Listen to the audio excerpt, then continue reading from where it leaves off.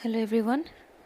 Today I'm going to start the very important point of space lattice point 10 unit cell and types of unit cell. So at first আমি space latticeৰ পৰা start কৰোঁ. এতিয়া space lattice কি হয়? Suppose তুমি consider কৰা এটা building. এটা buildingত তোমাৰ কি হয়? এই সৰু সৰু এনেকুৱা ইটা থাকে. ইটা এনেকৈ থাকে. এই ইটাখিনি আমি কি কৰোঁ? এটা ৰুম বনাওঁ এই ইটা দি. এই ইটাবিলাক দি আমি ৰুম বনাওঁ. এনেকৈ ইটা দি এনেকৈ ৰুম যেতিয়া বনাওঁ, ছাপ'জ আমাৰ ৰুমটো এনেকুৱা হয়, 3Dত যদি ইমেজিন কৰোঁ, ছাপ'জ আমাৰ ৰুমটো এনেকুৱা এটা কিউব হয়, এইটো আমাৰ ৰুম, ঠিক আছে। ইয়াতে তোমাৰ কি হৈছে, প্ৰত্যেক 4টা ৱাল আছে, 6টা ৱাল আছে, 6খন ৱাল আছে ইয়াতে। জাষ্ট তুমি নিজৰ ৰুমটো ইমেজিন কৰা। তুমি য'ত বহি আছা তাত এখন wall, back side wall, left wall, right wall, left wall, front wall, এই 4খন ৱাল। মূৰৰ ওপৰত আছে এখন আৰু ভৰিত আছে এখন, ভৰিৰ তলত এখন আছে। টোটেল কেইখন? 6 ৱালছ আছে আমাৰ প্ৰেজেণ্ট, ঠিক আছে। এইটোও চোৱা হা, তুমি যিমান ইমেজিন কৰিবা সিমান বেছি ভাল হ'ব তোমাৰ কাৰণে। Just imagine your room, right now you are sitting. So' আমাৰ ৰুমত কি আছে বৰ্তমান? 6খন ৱাল আছে, ঠিক আছে।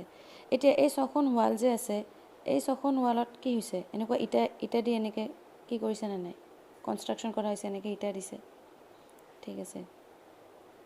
এনেকৈ ইটা দিছে, এনেকৈ ইটা দিছে, তলত ইটা দিছে, ওপৰত দিছে, ইয়াতে দিছে, ইয়াতেও দিছে। 6খন ৱালতে আমাৰ ইটা দিছে। এই ইটাবিলাক লগ লাগি কি হৈছে? আমাৰ এটা ৰুম হৈছে। এই ৰুমটো এতিয়া কি কৰা হৈছে তোমাৰ? এনেকৈ এইটো এটা ৰুম, তাৰপিছত ইয়াৰ লগত আৰু এটা ৰুম আছে, এইটো এটা ৰুম আছে, এইটো ওপৰত এনেকুৱা ৰুম আছে, আৰু ছাইডত এনেকুৱা আছে, 4টা ৰুম। এইটো কেইটা হ'ল তোমাৰ? 4টা ৰুম হ'ল নে নাই?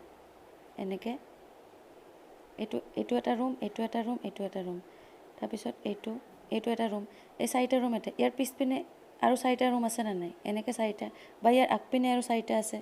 বুজি পাইছানে মই কি কৈ আছোঁ? এইটো এটা ৰুম, এইটো এটা ৰুম, এইটো এটা ৰুম, এইটো এটা ৰুম, 4 ৰুমছ, ঠিক আছে। নেক্সট তোমাৰ এইপিনেও আগত ৰুম থাকিব পাৰে এনেকৈ, এইখিনিত এইটো এটা এনেকৈ, এই এনেকৈ এটা ৰুম, এইপিনে আগত এটা ৰুম থাকিব পাৰে, এই এনেকৈ। মুঠৰ ওপৰত তোমাৰ এনেকৈ কণ্টিনিউ কৰি গ'লে তোমাৰ thousand and thousands of room থাকিব পাৰে, ঠিক আছে। এতিয়া এই গোটেই ৰুমবোৰ মিলি তোমাৰ কি হৈছে? এটা বিল্ডিং ফৰ্ম হৈছে, ঠিক আছে। এই গোটেই ৰুমখিনি মিলি আমাৰ এটা ডাঙৰ এটা বিল্ডিং ফৰ্ম হৈছে। এতিয়া তাৰ পৰা যদি আমি এটা ৰুমক ওলাই আনো, এই ছাপ'জ এইটো ৰুম, এই ৰুমবিলাক মিলি তোমাৰ বিল্ডিং ফৰ্ম হৈছে। এই এটা ৰুম যদি আমি ওলাই আনো, তাৰমানে এনেকৈ এটা ছাপ'জ এটা ৰুম আমি ওলাই আনিছোঁ এনেকৈ ইয়াৰ পৰা, এই ৰুমটোক আমি কি ক'ম? এটা ইউনিট চেল বুলি কওঁ। ইউনিট চেল বুলি কিয় কৈছোঁ? কাৰণ এই ৰুমটো নাথাকিলে তোমাৰ বিল্ডিং ফৰ্ম নহ'লেহেঁতেন। ইয়াৰ হেল্পত এটাকৈ তোমাৰ লগ লাগি বিল্ডিং হৈছে।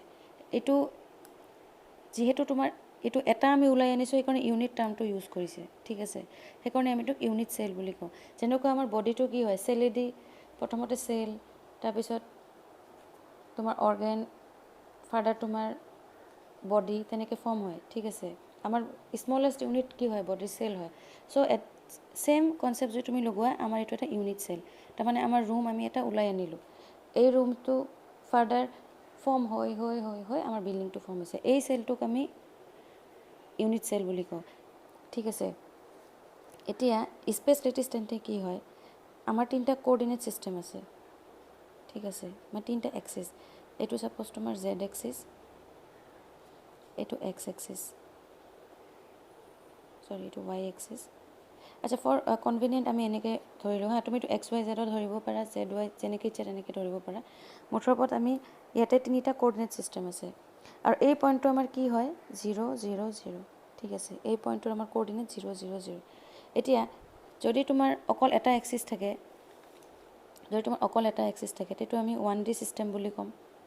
যদি তোমাৰ আৰু এটা এক্সিছ আছে, সেইটোক আমি 2D কওঁ। তাৰমানে যদি এটা এক্সিছৰ হেল্প দি কিবা এটা বস্তু তুমি এক্সপ্লেইন কৰা, সেইটো আমি 1D ছিষ্টেম বুলি ক'ম।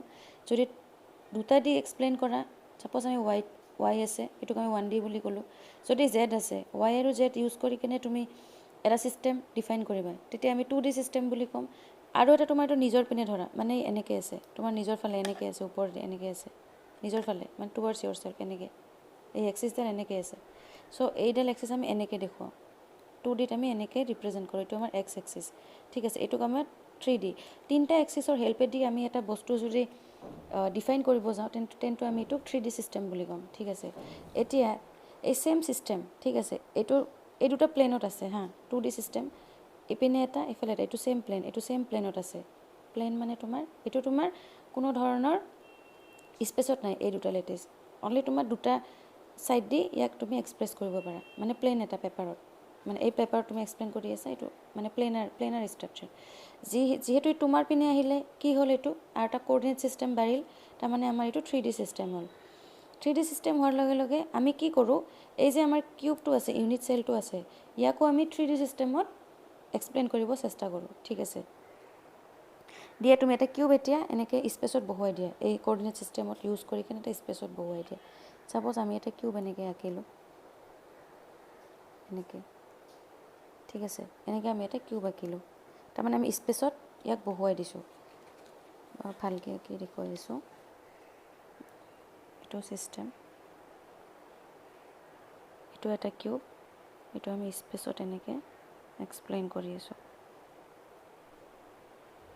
ঠিক আছে এতিয়া এই মাজৰ পইণ্ট পূৰা একদম মাজত পইণ্টটো যদি লোৱা এইটো প্ৰথম ফেজ এইটো তোমাৰ এইটো আপ ফেজ এইটো ডাউন ফেজ চাৰিটা পইণ্ট এইটো তোমাৰ ৰাইট ফেজ মানে বৰ্তমান মোৰ ৰাইট আৰু এইটো তোমাৰ লেফ্ট ফেজ আৰু এইটো তোমাৰ কি হ'ল এই ফেজটোৰ কাৰণে 1 2 3 4 ঠিক আছে এতিয়া গোটেইখিনি জইন কৰা এনেকৈ এইটো এটা তলৰ ফেজটো জইন কৰা এনেকৈ এইটো ফেজ জইন কৰা এইটো ফেজ জইন কৰা চাৰিটা ফেজ এনেকৈ জইন কৰোঁ বেক চাইড ফেজটো জইন কৰিব লাগিব এনেকৈ আৰু এইটো আৰু ফ্ৰণ্ট ফেজটো জইন কৰিব লাগে এনেকৈ আৰু এইটো ঠিক আছে তাৰপিছত